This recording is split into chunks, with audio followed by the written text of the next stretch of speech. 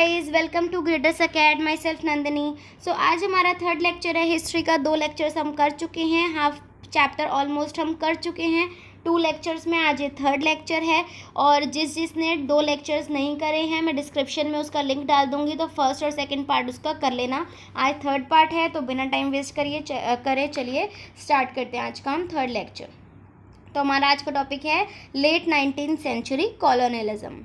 ठीक है, तो इसमें बता रहे हैं कि जब 19th सेंचुरी आ गई, लेट 19th सेंचुरी में जो हमारा ट्रेड था वो बहुत फ्लोरिश हो गया, मार्केट्स हमारी बहुत एक्सपेंड हो गई। तो ये बहुत खुशी की बात थी, बहुत अच्छी बात थी। पर लेकिन ये सिर्फ वो पीरियड नहीं था जिसमें कि ट्रेड एक्सपेंड हो या फिर हमारी प्रॉस्पेरिटी इंक्रीज़ हो। ठीक है, ये वो वाला पीरियड नहीं था।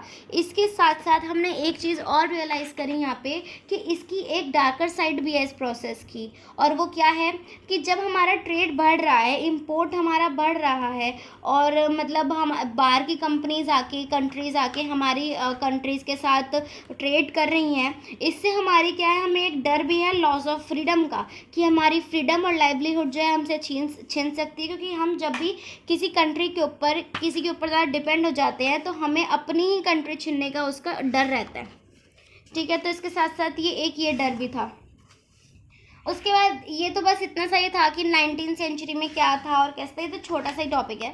उसके बाद हमारा एक बड़ा टॉपिक आता है, 2.4 टॉपिक कह सकते हो, रिंडरपेस्ट और द कैटल प्लेग। रिंडरपेस्ट और द कैटल प्लेग। रिंडरपेस्ट एक बीमारी का नाम है, मतलब एक बीमारी है, और कैटल प्लेग भी एक बीमारी है जो कि कैटल से फैलती है। ठीक है, जो कि कैटल से फैलती है।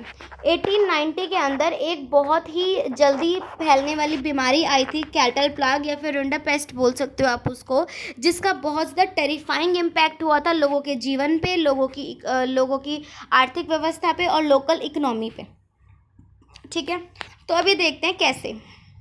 और ये जो हमारी कैटल प्लेग और रिंडरपेस्ट आई थी ना, इससे कई लोगों का भला भी हुआ था, हज़ारों लोगों को खुशी भी मिली थी, उनका भला भी हुआ था, पर लेकिन काफ़ी लोगों का नुकसान भी हुआ था। अब अगर हम अफ्रीका की बात करें, हिस्टोरिकली अगर हम अफ्रीका की बात करें तो उसके पास लैंड काफ़ी है और उसके पास मिनरल्स काफ़ी हैं, पर लेकिन पॉपुलेशन कम है उसके पास। ठीक है, Africa had abundant land and a relatively population small. ठीक है, जो उसकी पॉपुलेशन है वो काफ़ी स्मॉल है और लैंड उसके पास काफ़ी ज़्यादा है। तो जो लैंड और लाइफ स्टॉक है अफ्रीका का, तो मतलब कि आप ये कह सकते हो कि लोगों के पास इतना इनफ पैसा है कि उनको वेजेस पे काम करने की ज़रूरत नहीं है। रेयरली कोई लोग होते हैं जो कि वेजेस पे काम करते हैं, क्योंकि उनके पास मिनरल्स काफ़ी है, लैंड काफ़ी है उनके पास, पर लेकिन पॉपुलेशन कम है तो लोगों को इतना वेजेस पे काम करने की ज़रूरत ही नहीं पड़ती है। तो लेट 19th सेंचुरी में अफ्रीका जो था, अफ्रीका के बहुत अच्छे कंज्यूमर गुड्स थे, मतलब अफ्रीका के जो अच्छे कंज्यूमर गुड्स थे ना, वो वेजेस से ख़रीदे जा सकते थे। मतलब जो लोग वेजेस पे काम करते थे ना, ऐसा कोई गुड नहीं था जो कि आप उन वेजेस से खरीद नहीं सकते, मतलब वेजेस इतने भी कम नहीं थे। ठीक है, if you had been African, अगर आप कोई अफ्रीकन होते, मतलब अगर आप अफ्रीकन हो और आपके पास अपनी लैंड और लाइफ स्टॉक दोनों है, लाइफ स्टॉक मतलब क्या होता है, भेड़ बकरियां वगैरह जो हैं, अगर आपके पास दोनों ही काफ़ी अमाउंट में हैं तो आपके पास कोई छोटा मोटा रीज़न बचेगा कि आप वेजेस पे काम करोगे। आपको कोई ज़रूरत नहीं है वेजेस पे काम करने की, क्योंकि आपके पास अपना ही बहुत कुछ है।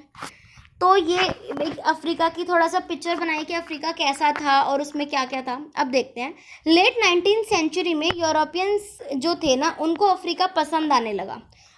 यूरोपियंस जो थे अफ्रीका के टुवर्ड्स अट्रैक्ट होने लगे। क्यों? क्योंकि उसके पास लैंड और मिनरल्स का वास्ट रिसोर्सेज था, बहुत अच्छे रिसोर्सेज थे लैंड और मिनरल्स के। यूरोपियंस जो है अफ्रीका आ गए इस उम्मीद में कि वो प्लांटेशन इस्टेब्लिश करेंगे, माइंस वगैरह इस्टेब्लिश करेंगे और क्रॉप्स उगाएंगे, और जो मिनरल्स उगाएंगे वो यूरोप में एक्सपोर्ट कर देंगे जिससे उनको पैसा मिलेगा। बट लेकिन इसमें सिर्फ एक ही प्रॉब्लम थी, वो प्रॉब्लम ये थी कि वहाँ पे लेबर की बहुत शॉर्टेज थी। मतलब जैसे पॉपुलेशन कम है तो लेबर की भी बहुत शॉर्टेज थी वहाँ पे जो काम करे वेजेस पे। तो अब क्या था, जो एम्प्लॉयर्स थे, जो यूरोप से लोग आए थे, उन्होंने बहुत सारे मेथड्स अपनाए कि रिक्रूट कर सके, लेबर को रिटेन कर सकें, तो वो नहीं कर पाए, क्योंकि लोगों के पास जब अपना बहुत काफ़ी पैसा होता तो वो क्यों किसी की नौकरी करेंगे। तो उसके बाद क्या हुआ, उन्होंने एक तरीका निकाला कि उन्होंने बहुत हैवी टैक्सेस लगाने शुरू कर दिए चीज़ों पे, जो कि तभी हट सकते थे, मतलब जो कि तभी वो पे कर पाते जब वो वेजेस पे काम करेंगे। ठीक है, प्लांटेशंस और माइंस पे काम करें ऑन वेजेस, तभी वो टैक्स पे कर पाएंगे, मतलब वो उतना उनका विल तभी होएगा जब वो काम करेंगे वेजेस पे। ठीक है। उसके बाद उन्होंने कुछ लॉज भी चेंज करवाए, इनहेरिटेंस लॉज जो थे, जो पहले से ही वहाँ पे लॉज थे वो भी चेंज हुए, जिससे कि जो पीजेंट्स हैं वो अपनी लैंड से हट जाएं। और मतलब एक लॉ तो ऐसा था उसमें कि सिर्फ एक मेंबर फैमिली का, only one member of a family was allowed to inherit land. मतलब एक ही फैमिली का मेंबर जो है अपनी लैंड पे काम कर सकता है, और बाकी के जो मेंबर्स हैं वो क्या करेंगे, वो लेबर की तरह वेजेस पे काम करेंगे।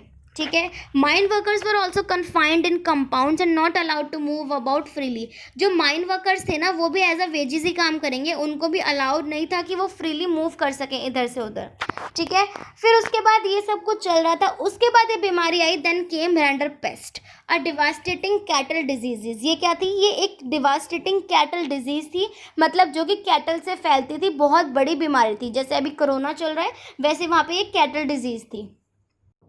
जो रिंडरपेस्ट था वो अफ्रीका में 1880 में आया था। जो ये बीमारी थी कैटल प्लेग भी बोलते हैं, ये 1880 में आई थी और ये कैटल से आई थी, जो कि ब्रिटिश एशिया से, अफ्रीका ने जो ब्रिटिश एशिया से कैटल्स को इंपोर्ट किया था, वो जो कैटल्स थी वो इन्फेक्टेड ही आई थी और वो ब्रिटिश एशिया से आई थी, जो कि इंडियन सोल्जर्स को फीड करने काम आती थी। ठीक है।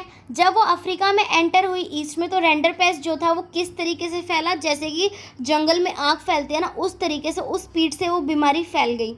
अफ्रीका के अटलांटिक कोस्ट तक वो फैल गई। उसके बाद वो केप, वो वहाँ पे कोई जगह है Cape, Africa southernmost tip जो है उसको केप बोलते हैं, वो वहाँ पे फैली 5 साल बाद। मतलब ये ऐसे फैलती गई जिससे कि 90% जो कैटल्स थे ना वहाँ के, वो मर गए। 90% कैटल्स, ये लोगों को नहीं मारती थी, ये कैटल्स को मारती थी, लोगों को इन्फेक्ट नहीं करती थी। ये कैटल प्लेग था, तो कैटल्स से जो बीमारी थी वो कैटल्स को ही फैलती थी, लोगों को नहीं फैलती थी। अब क्या था, इतनी कैटल्स का जो लॉस हुआ, जो डिस्ट्रॉय हो गए कैटल, उससे क्या हुआ कि जो अफ्रीकन थे उनका लाइवलीहुड सारा डिस्ट्रॉय हो गया। क्यों? क्योंकि वो अपना काम, जो फार्मिंग वगैरह थे, जो अपनी एग्रीकल्चर वगैरह करते थे, वो किससे करते थे, वो कैटल से ही करते थे, वो सब डिस्ट्रॉय हो गया।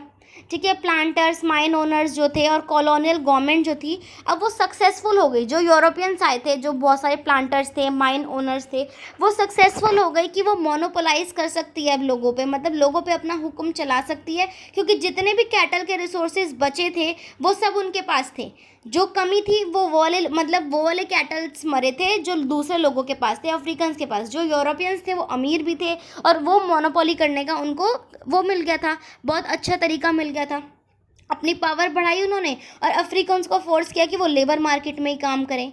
स्कार्स जो रिसोर्सेज, जो थोड़े बहुत रिसोर्सेज बचे थे, उस पर उन्होंने कंट्रोल रखा और बस ऐसे करके उन्होंने अफ्रीका को कॉन्कर और सबड्यू कर लिया। ठीक है। तो इससे क्या हुआ, भला किन लोगों का हुआ, जो यूरोपियंस थे, जो कि यूरोप में तो गरीब थे पर लेकिन अफ्रीका आगे अमीर हो गए। और बुरा किसके लिए था, ये अफ्रीकन्स के लिए, जो कि अपने ही उन्होंने कैटल्स खो दिए और उसके बाद वो गरीब हो गए, है ना। तो ये था आपका रिंडरपेस्ट और कैटल प्लेग की एक स्टोरी। उसके बाद आपका नेक्स्ट आता है indentured labour migration from India. सबसे पहले आपको पता होना चाहिए कि इंडेंचर का मतलब क्या होता है।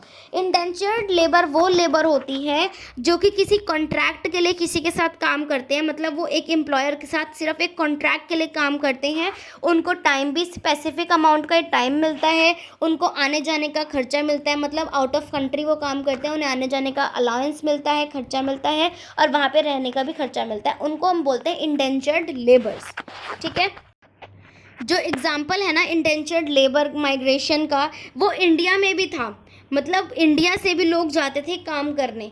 ये एक मतलब it was a world of faster economic growth. अभी देखो हमारा जो ये वर्ल्ड है वो जल्द जल्द इकोनॉमिक ग्रोथ कर रहा है, ग्रेट माइजरीज हो रही हैं, हायर इनकम चाहिए, तो पोवर्टी वगैरह को मिटाने के लिए लोग सोचते थे, टेक्नोलॉजिकली चीज़ें सीखने के लिए, पोवर्टी को मिटाने के लिए लोग सोचते थे कि हम इंडेंचर्ड लेबर माइग्रेशन करने को तैयार होंगे। ठीक है। अब देखते हैं इसकी स्टोरी क्या है। 19वीं सेंचुरी में hundreds of thousands of Indian, मतलब 100 हज़ारों में जो इंडियंस थे और चाइनीज़ लेबर्स थे, वो प्लांटेशन में काम करने गए थे, माइंस में काम करने गए थे, रोड रेलवे कंस्ट्रक्शन प्रोजेक्ट्स वगैरह में काम करने गए थे पूरे दुनिया में, अराउंड द वर्ल्ड। इंडिया में जो इंडेंचर्ड लेबर्स थे वो कॉन्ट्रैक्ट्स पे हायर किए जाते थे उस बेसिस पे कि वो रिटर्न ट्रैवल टू इंडिया, मतलब इंडिया से जाने का और इंडिया में आने का, वापस का जो था वो सारा खर्चा जो एम्प्लॉयर उठाएगा जो उनको हायर कर रहा है, और वहाँ पे रहने खाने का भी खर्चा वो उठाएगा। हैड वर्क 5 ईयर्स और 5 साल उनको काम करना है वहाँ पे। ठीक है। तो in India indentured labours were hired under contracts which promise return travels to India after they had worked 5 years on their employers plantation. But तभी जब वो 5 साल अपने एम्प्लॉयर्स की प्लांटेशन पे काम करेंगे। Most Indian indentured workers came from the present day, मतलब जो ज़्यादा इंडेंचर्ड वर्कर्स थे वो कहाँ से आते थे? उत्तर प्रदेश, बिहार, सेंट्रल इंडिया और ड्राई डिस्ट्रिक्ट्स ऑफ तमिलनाडु, वो तमिलनाडु से आते थे। मिड 19th सेंचुरी में ये जो रीजन्स थे ना, इनमें बहुत सारे चेंजेस आए। जो कॉटेज इंडस्ट्रीज़ वगैरह थी वो डिक्लाइन हो गई। जो लैंड का रेंट था वो रेंट वगैरह काफ़ी बढ़ गया। जो लैंड्स थी उनको क्लियर करना पड़ा माइंस और प्लांटेशंस के लिए। इन सब से क्या हुआ कि गरीब लोगों की बहुत ज़्यादा लाइफ जो थी वो इफेक्ट हो गई। ठीक है, वो अपने रेंट नहीं पे कर पाते थे, बहुत ज़्यादा वो कर्जों में डूबते जा रहे थे। और फिर उनको क्या करना पड़ता था? उनको फोर्स, मतलब वो फोर्स होते थे, मतलब उनके ऊपर एक टॉर्चर टाइप था कि उनको फिर हम माइग्रेशन करनी ज़रूरी थी काम के लिए, ताकि पैसा आए और वो अपने कर्जे चुका सकें। फिर उसके बाद क्या हुआ कि जो मेन डेस्टिनेशंस थी इंडियन की इंडेंचर्ड माइग्रेंट्स की, वो थी कैरेबियन आइलैंड्स। मतलब हर एक की अलग अलग थी। जैसे इंडियन थे वो कहाँ पे जाते थे? मेन कैरेबियन आइलैंड्स में। जो और मॉरिशस जाते थे, फिजी जाते थे। ठीक है, जो तमिल माइग्रेंट्स थे जिनका घर तमिल के आसपास था, वो सिलोन जाते थे, मलाया जाते थे। मतलब ये बता रखा है कि लोग कहाँ कहाँ पे जो कहाँ के पास रहते थे और वो कहाँ कहाँ पे जाते थे। अब जो इन लोगों का रिक्रूटमेंट होता था, मतलब जो लोग हायर करते थे, एजेंट्स हायर करते थे इनको, जो कि एम्प्लॉयर्स ने एजेंट्स लगाए होते थे वो हायर करते थे और एक स्मॉल कमीशन लेते थे इनसे। ठीक है, जो बहुत सारे माइग्रेंट्स थे ना, वो काम करने के लिए इसलिए राजी हो जाते थे क्योंकि उनको ये उम्मीद होती थी कि उनकी पॉवर्टी ख़त्म हो जाएगी, उनके कर्जे ख़त्म हो जाएंगे। जो एजेंट्स थे ना, जो वो उनको हायर करते थे, वो एजेंट्स थे, वो फॉल्स इन्फॉर्मेशन देते थे उनको कि तुम्हें इतना अच्छा खाना मिलेगा, अच्छा रहने को मिलेगा, सारी तुम्हें पेमेंट मिलेगी टाइम टू टाइम, और आने जाने का खर्चा हमारी तरफ से होगा। बट ऐसा कुछ वहाँ पे जाके उनको मिलता नहीं था। ठीक है, जब वहाँ पे माइग्रेंट्स जाते थे तो वो बहुत शॉक हो जाते थे क्योंकि उनको वैसी कंडीशन मिलती नहीं थी जैसी उनको बताई जाती थी। Sometimes agent evenly forcibly adducted less willing migrants. मतलब क्या होता था, कभी कभी जो एजेंट्स होते थे ना, वो लेस विलिंग माइग्रेंट्स, मतलब जो काम कम कर सकते हैं, जो काम नहीं कर सकते, उनको भी ले जाते थे, ताकि उनको सिर्फ लेबर चाहिए थी, वो उनको भी ले जाते थे। 19th century indenture had describe a new system of slavery. ये जो इंडेंचर का 19th सेंचुरी का सिस्टम था ना, इसको एक नया नाम दिया गया। क्या? New system of slavery. मतलब स्लेवरी जो थी, हमने ये देखा था, हम पहले पढ़ते आ रहे हैं शुरू से, कि जो अंग्रेज थे उन्होंने हमारे ऊपर स्लेव जैसा व्यवहार किया।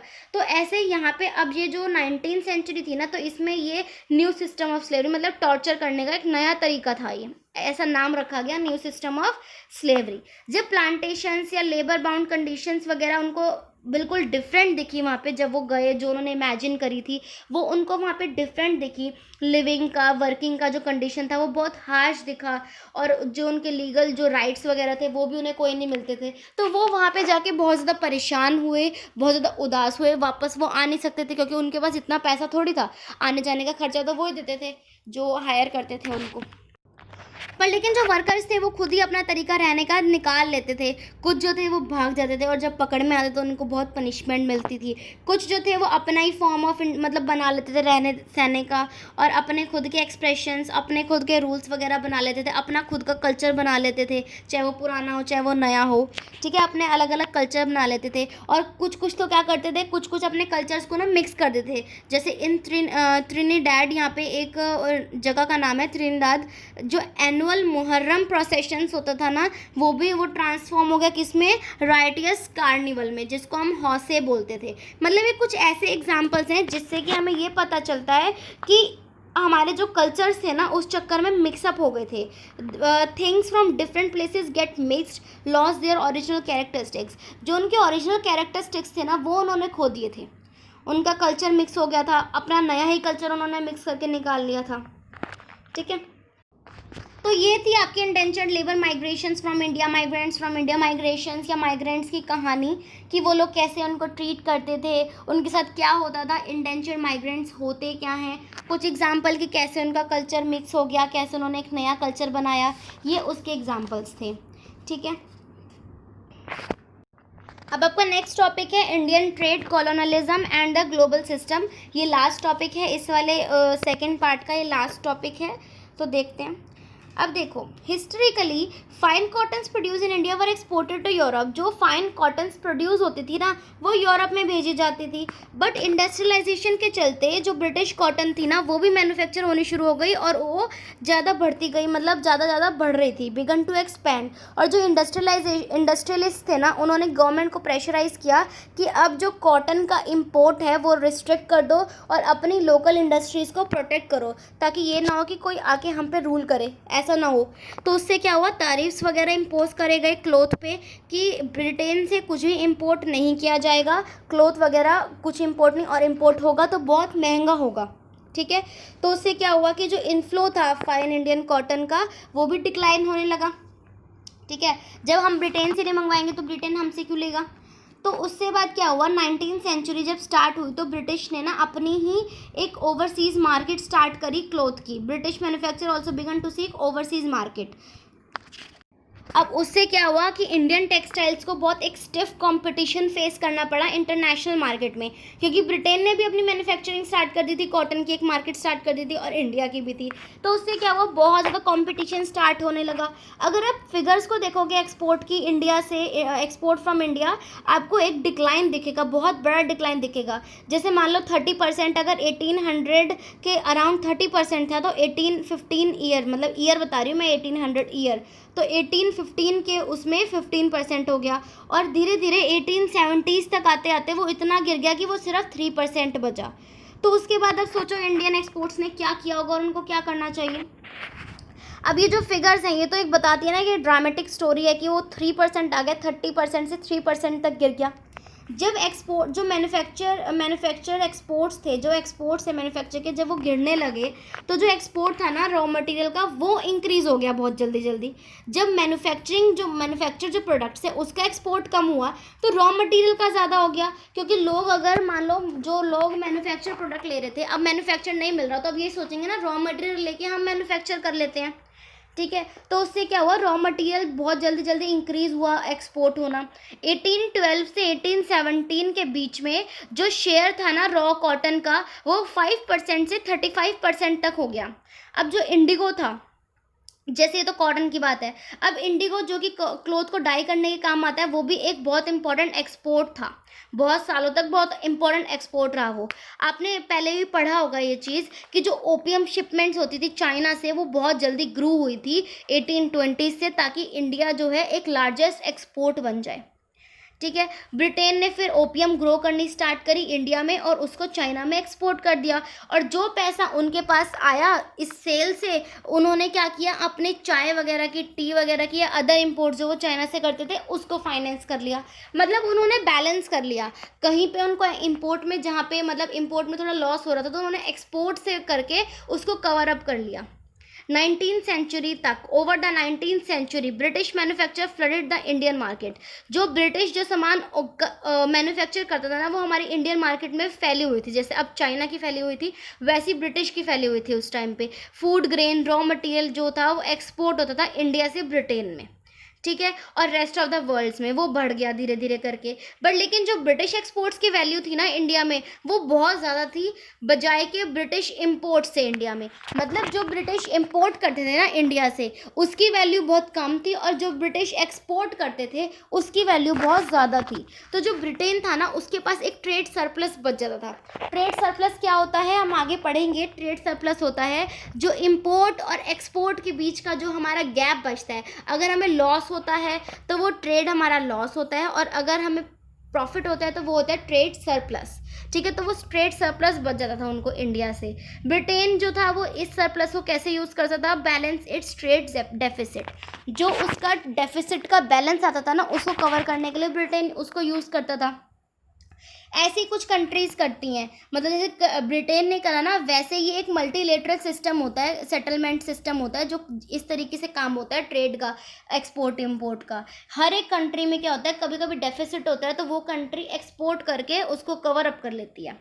ठीक है, तो बस ये वाला जो चैप्टर था, जो पार्ट था ना, ये इतना ही था यहाँ पे। मतलब इसमें ये बताया कि ट्रेड कैसे हुआ, ग्लोबल सिस्टम कैसे बना। ठीक है, तो इस वाले पार्ट में इतना ही बनाया कि कॉटन मतलब कैसे ब्रिटेन में गई और फिर ब्रिटेन ने खुद ग्रो करनी स्टार्ट कर दी। तो ये वाला आज का लेक्चर यहीं पे ख़त्म कर रही हूँ मैं, क्योंकि मुझे पता है बहुत काफ़ी लंबा हो गया है, बट कोई बात नहीं, हिस्ट्री है, थोड़ा लंबा तो जाता है. So I am ending this lecture here. Hope you like it, and if you like it so please give a thumbs up and don't forget to subscribe to my channel. और अगर किसी को कोई भी डाउट हो, कुछ भी, मतलब if you have any doubt you can ask me on comment section. So okay, bye bye guys, take care.